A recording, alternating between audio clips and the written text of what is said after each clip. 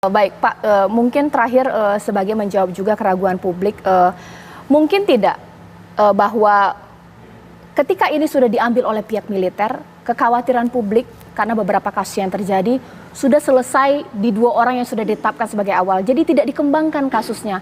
Bisa jadi ada prajurit-prajurit lain yang terlibat atau bagaimana nanti auditor akan bekerja?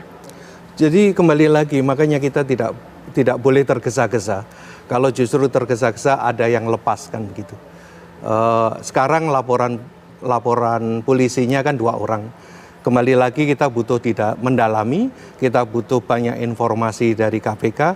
Saya setuju mungkin memang KPK harus bareng kembali untuk saling cross-check, saling silang terkait dengan saksi, untuk memperkuat, untuk membuat konstruksi perkara ini biar lebih jelas, lebih mantap, dan kemudian dapat dipertanggungjawabkan secara hukum. Tidak menutup kemungkinan akan bisa melebar ke yang lain. Apakah itu prajurit lainnya atau juga sipil yang lainnya. Ini sangat-sangat mungkin. Oleh karena itu perlu pendalaman seperti tadi. Oke, tapi ini Pak benar-benar berkomunikasi secara intens ataukah mungkin hanya tampilannya saja pada akhirnya investigasi dilakukan secara tertutup? Sudah dimulai berkomunikasi Pak Kresno? Saya kira kembali lagi kalau berkaca kepada pengalaman yang dulu, komunikasinya sangat bagus. Dan kemudian ada time frame jelas kapan memeriksa si A, si B, dan si C, kemudian kapan cross-check, kapan untuk gelar perkara, kapan untuk mencari alat bukti yang lainnya. Kalau melihat pengalaman yang dulu, saya kira sekarang harus lebih baik lagi. Apalagi kembali lagi ini sangat viral. Dan saya hanya menegaskan Panglima sangat concern terkait dengan perkara ini. Jadi saya kira kita yang di bawah nggak akan bisa main-main lagi. Betul. Kita pasti akan bekerja 24 jam untuk segera menyelesaikan ini dan membuktikan bahwa perkara yang diselesaikan di militer itu akan diproses dengan baik, dengan cepat, sederhana, dan akan akuntabel. Silahkan media, teman-teman yang lain untuk ikut membantu melihat sejauh mana kecepatan keterbukaan kita di dalam menyelesaikan kasus ini. Kita TNI di dalam proses penyelesaian perkara sangat terbuka. Perlu kami sampaikan saat ini bahwa Mahkamah Agung sekarang itu sedang membuat satu sistem yang disebut elektronik berpadu. Jadi perkara mulai dari awal, mulai dari penyidik, Puspom TNI, itu sampai nanti eksekusi, itu semuanya nanti akan terbuka. Sistemnya dari Mahkamah Agung. Jadi juga saya sampaikan di sini bahwa peradilan militer, teknis judisial di persidangan itu langsung di bawah Mahkamah Agung. Jadi sidang terbuka ya Pak ya? Terbuka, sangat terbuka. Kembali lagi sistem peradilan militer sama umum itu sama. Semuanya terbuka dan semuanya bisa diakses. Oke, Pak Abraham Samad boleh komentari bahwa ini kan sebenarnya problematika yang lama ya, ketika kita kemudian menangani kasus objeknya adalah militer, pada akhirnya ditarik lagi kembali ke militer. Kadang ada marwah yang mau dijaga di sini. Militer sangat secure untuk itu. Ini bagaimana melihatnya? Sebenarnya seperti tadi yang disampaikan Pak Kresno bahwa ini kan terbuka ya. Jadi saya pikir tidak ada satupun institusi yang bisa menutup-nutupi lagi ya. Jadi karena udah terbuka, apalagi ini beritanya sudah betul-betul disebutkan sudah viral dan lain sebagainya. Belum lagi kalau kita lihat sudah ada penyampaian jumpa pers yang dilakukan pimpinan KPK walaupun itu pada akhirnya diralat. Ini kan semua sudah menjadi konsumsi publik sehingga menurut hemat saya disinilah diperlukan antara KPK dan TNI itu bekerja sama untuk menuntaskan, menyelesaikan kasus ini. Karena kalau misalnya semua jalan masing-masing, maka ini akan memberi presiden yang buruk dalam hal penegakan hukum. Jadi dia harus bekerja sama ya, menyelesaikan masalah ini. Karena kalau tidak, lagi-lagi itu tadi nanti ada kesan bahwa masing-masing institusi masing-masing institusi hanya mementingkan kepentingan institusinya. Padahal ini soal penegakan hukum, law enforcement. Dan kemudian yang kita harus pahami bahwa kejahatan korupsi itu kan extraordinary crime ya.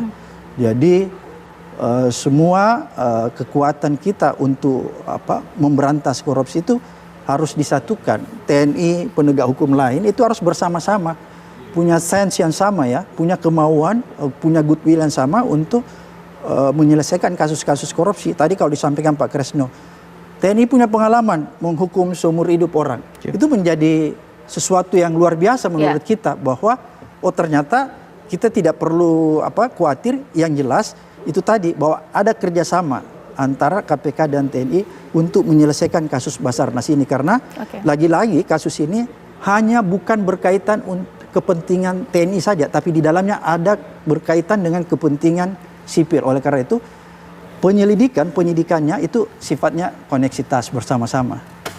Baik, Pak, kalau sekarang kan sudah ditetapkan sebagai tersangka oleh KPK, kita tidak tahu oleh militer ya. Status dari Kabasarnas ini seperti apa nantinya? Apakah digantikan oleh pihak TNI yang lain berserta dengan Korsmin atau bagaimana? Sebetulnya Kabasarnas ini kan sudah ada cap untuk penggantinya sebetulnya. Dan karena beliau akan memasuki masa pensiun, jadi sebenarnya sudah ada penggantinya, jadi tidak perlu tidak ada masalah. Sudah nggak ada masalah, sebenarnya tinggal serah terima jabatan saja. Baik. Jadi nggak ada masalah. Boleh dong Pak diceritakan, karena publik juga penasaran dengan sosok Kabasarnas. Kekayaan fantastis dikatakan, punya pesawat pribadi. Boleh, sebenarnya sosok Kabasarnas seperti apa sih? Sebetulnya mohon maaf, saya dari Angkatan Laut, saya terus terang tidak tahu, dan saya kira tidak elok untuk menyampaikan itu. Kalau Anda mau nanya kekayaan saya boleh, tetapi kalau orang lain enggak. Tapi boleh dong diberikan bocoran sedikit Pak Abraham Samad. Untuk jabatan-jabatan publik yang penting dengan kekayaan yang fantastis, ini sudah memang menjadi incaran tidak sih? Oh, jadi begini Mbak Caca, jangan pakai terminologi incaran ya, karena itu konotasinya kalau incaran seolah-olah penegakan hukum yang dilakukan KPK itu menyasar kelompok-kelompok tertentu. Jadi tidak seperti itu penegakan jadi hukum. Objektif gitu ya. Jadi kurang objektif. Jadi penegakan hukum yang dilakukan KPK itu adalah penegakan hukum yang tanpa pandang bulu dan on the track sesuai dengan aturan-aturan. Kalaupun ada kekeliruan, kehilapan seperti yang sekarang dilakukan, ya itu tanggung jawabnya di pimpinan dong, kan gitu. Karena yang pasti, yang harus kita akui bahwa ada kesalahan yang dilakukan oleh pimpinan. Karena ini kan sifatnya kolektif kolegial. Tapi kenapa putusan itu jadi terpecah? Ada yang mengumumkan dan ada yang menganulir. Itu berarti ada masalah berat di KPK itu sendiri. Oleh karena dia masalah berat, maka Dewan Pengawas KPK itu harus turun tangan. Tidak boleh membiarkan ini berlangsung begitu saja. Karena ini merusak institusi KPK loh. Turun tangan dalam segi apa Pak? Kan sudah terlanjur terjadi, sudah diambil alih. Enggak, bukan. Melihat ada tidak pelanggaran yang dilakukan pimpinan KPK dalam menangani kasus ini. Baik. Dan kemudian menelisik lebih jauh. Kenapa sampai misalnya direktur penyelidikan itu harus mengundurkan diri? Padahal sebenarnya yang melakukan kesalahan adalah pimpinan KPK. Itu yang harus diinvestigasi Dewan Pengawas sehingga dia bisa memutuskan. Terjadi kesalahan misalnya. Kalau di TNI juga begitu. Kalau ada kesalahan pasti nanti dilakukan investigasi. Terjadi kesalahan misalnya di tingkat komando. Kalau di KPK terjadi kesalahan di tingkat pimpinan. Oleh karena itu pimpinan harus bertanggung jawab. Bagaimana bentuk tanggung jawab pimpinan? Ya dia harus mundur dong.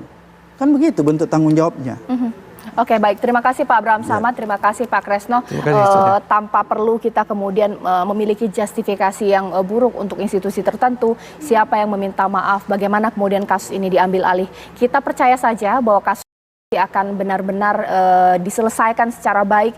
Kita akan lihat berapa besaran korupsi atau suap, benarkah memang ada penetapan tersangka nantinya dari militer kepada Kabasarnas dan juga Korsmin Kabasarnas. Terima kasih Pak Kresno, terima kasih Pak Abraham Samad. Sesaat lagi sejumlah informasi lainnya akan saya hadirkan untuk Anda, khususnya mengenai Dewa 19 All Star yang menggelar konser di Solo. Usai jeda berikut.